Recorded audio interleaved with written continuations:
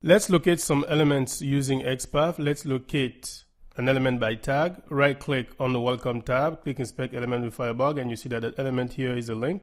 So to locate that element, we're just going to write evaluate, and you see all these matches over here. Let's say that you want to select just the second element in that list. You're just going to put this in parentheses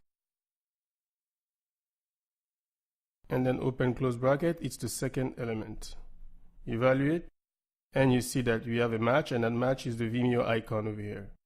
Now let's say that you want to locate an element by attribute. Let's use the search field. Right click on the search field, inspect element with Firebug, and you see that it's an input with a name of Q. So let's evaluate this.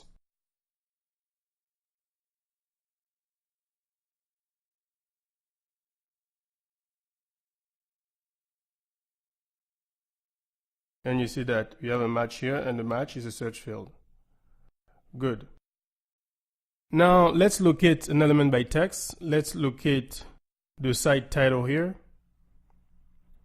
We can locate this by the text traveling Tony's photography, but I can locate it by a substring as well. I'm just going to write span contains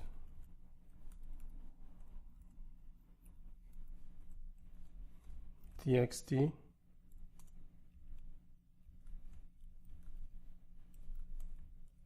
photography, and you see that we have a match here. Now let's locate a direct child of an element.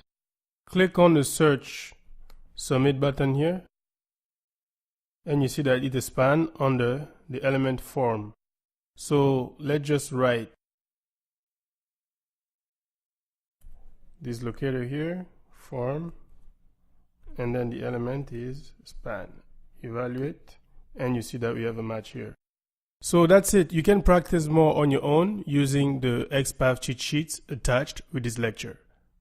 In the next video, I'm going to show you how to locate elements using CSS selector.